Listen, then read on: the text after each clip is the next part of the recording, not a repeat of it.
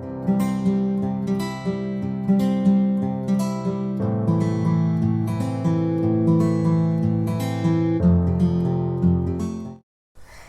everyone, welcome to my YouTube channel. I hope you all are doing great. In this video, we are moving to the next two questions of exercise 6.2.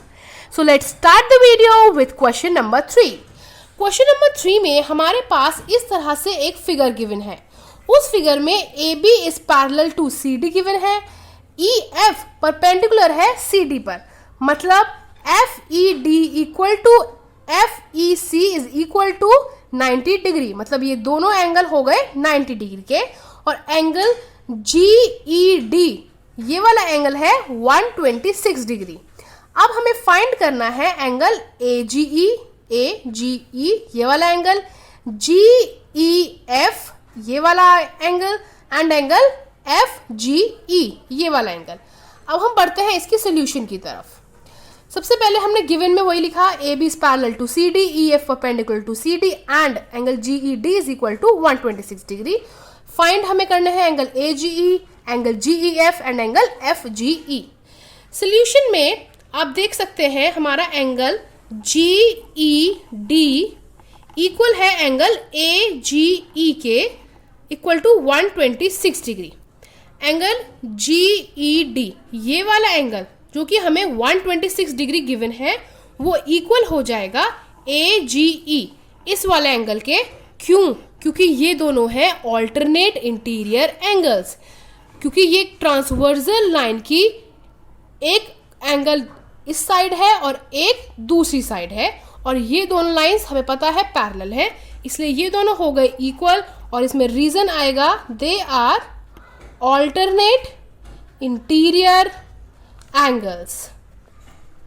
तो हमें हमारा angle AGE 126 degree मिल गया.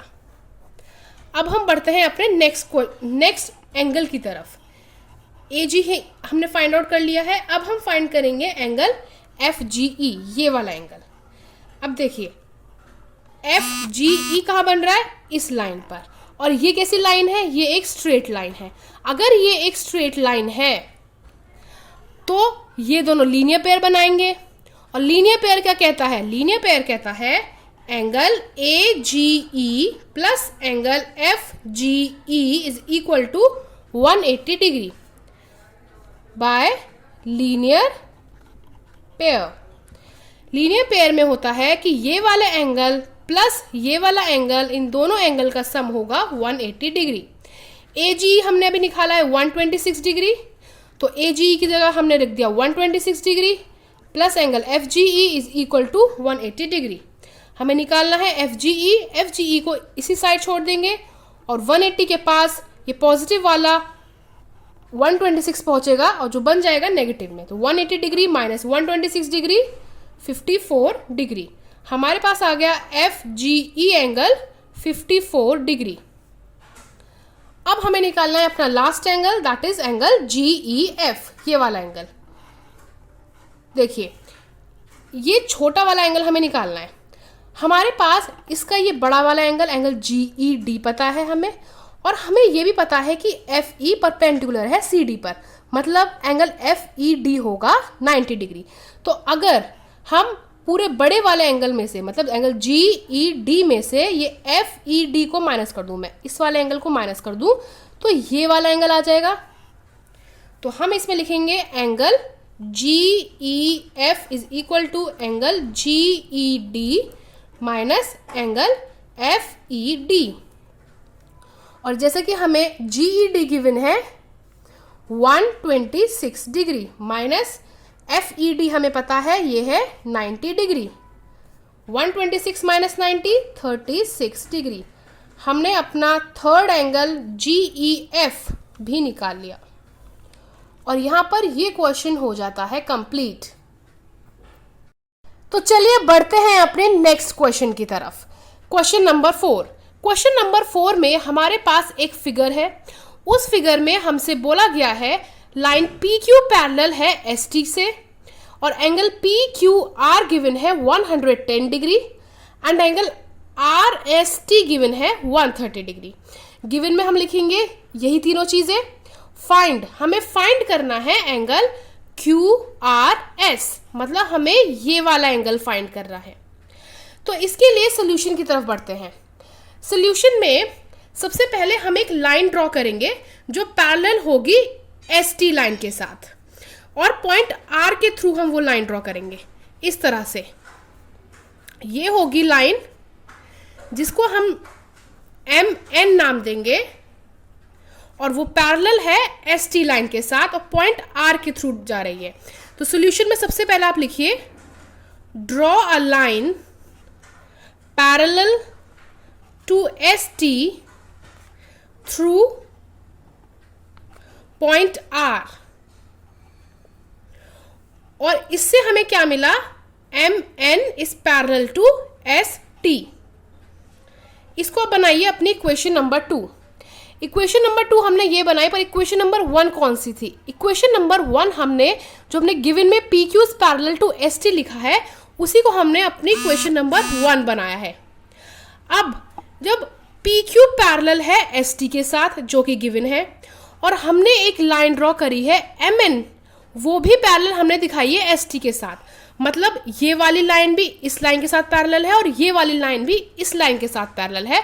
तो ये दोनों line भी एक दूसरे के साथ पैरेलल होंगी। क्यों? क्योंकि ये हमने पढ़ा था एक वीडियो में थ्योरम 6.6 में, that lines parallel to the same lines are also parallel to each other. इसका रीजन होगा lines parallel to same lines are also parallel to each other। अगर कोई दो लाइंस एक सेम लाइन के साथ पैरेलल हैं, तो वो दो लाइंस एक दूसरे के साथ भी पैरेलल होंगी। तो इससे हमें क्या मिला? इससे हमें मिला PQ is parallel to MN, मतलब ये दो लाइंस भी एक दूसरे के साथ पैरेलल हो गई from equation number 1 and equation number 2। उसके बाद आप चाहिए तो मैं इन दो लाइंस को भी थोड़ा सा एक्सटेंड कर देती हूँ, ताकि आप लोगों के लिए क्वेश्चन समझना थोड़ा इजी हो जाए इस तरह से। अब आप देखिए हमारे पास ये 3 लाइंस हैं, और ये तीनों लाइंस एक दूसरे के साथ पैरेलल हैं, और ये 2 ट्रांसवर्सल लाइन है।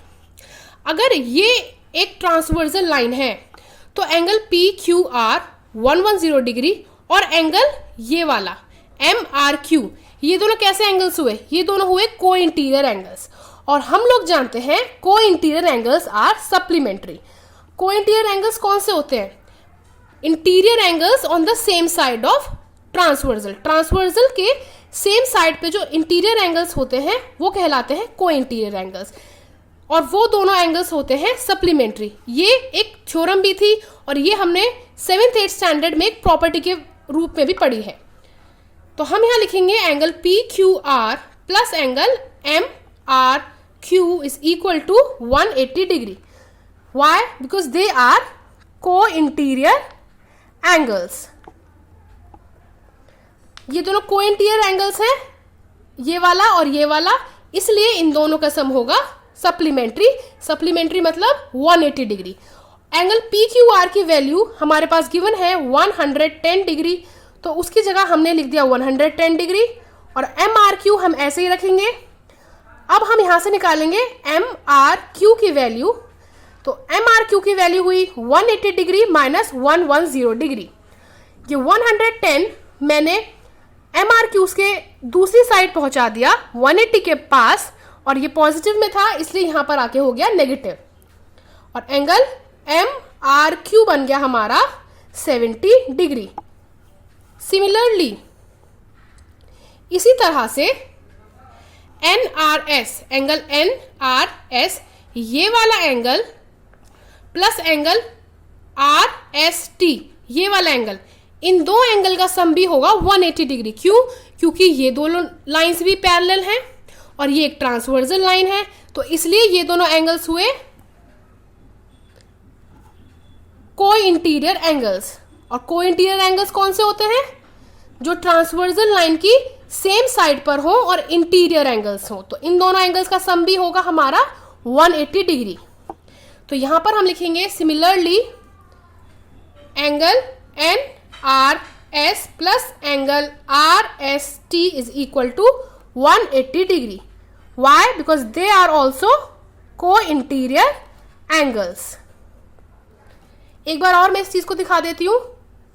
एंगल एन आर एस ये वाला angle plus angle R S T ये वाला एंगल, इन दोनों एंगल का सम भी होगा 180 degree because they are also corresponding angles. Sorry, they are also co interior angles, क्योंकि ये दोनों लाइंस पैरेलल हैं और ये एक ट्रांसवर्सल लाइन है और ये दोनों ट्रांसवर्सल लाइन की सेम साइड पर हैं और ये दोनों इंटीरियर एंगल्स भी हैं. अब यहां पर हम पुट करेंगे values. Angle N R S ऐसे ही रहेगा और एंगल आर एस टी की वैल्यू हमें पता है 130 डिग्री गिवन है, तो 130 degree is equal to 180 degree. Angle N R S is equal to 180 degree minus 130 degree, तो एन आर एस की वैल्यू हमारे पास आ गई 50 डिग्री. अब हमारे पास इस वाले एंगल की वैल्यू भी आ गई एम आर क्यू की, वो हमने अभी फाइंड करी है 70 डिग्री, तो यहाँ पे आप लिख देंगे 70 डिग्री. और हमारे पास एंगल एन आर एस की वैल्यू भी आ गई 50 डिग्री, एन आर एस, और यहां पे आप लिख दीजिए 50 डिग्री. अब हमें फाइंड करना है क्यू आर एस, सिर्फ ये छोटा वाला एंगल. अब ये एक स्ट्रेट लाइन है, अगर ये एक स्ट्रेट लाइन है तो इन तीनों एंगल का सम कितना होगा 180 डिग्री, क्योंकि ये तीनों लीनियर पेयर बनाएंगे. तो अब हम यहां पे लगाएंगे लीनियर पेयर वाली property, angle Q R M plus angle Q R S plus angle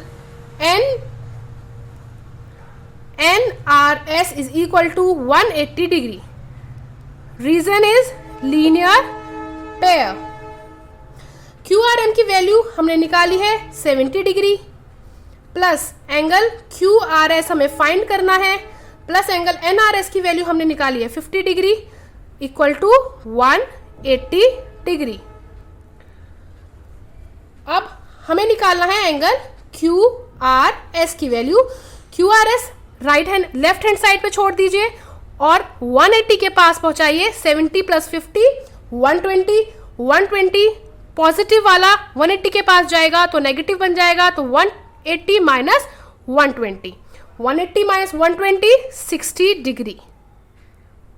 हमारे पास एंगल क्यू आर एस आ गया 60 डिग्री और हमारा क्वेश्चन यहां पर हो जाता है कंप्लीट. अगर आपको ये वीडियो पसंद आई हो then please do like, share and subscribe to my channel. And yes, if you have any questions, please ask me below in the comments and I'll do my best to answer them. Thank you.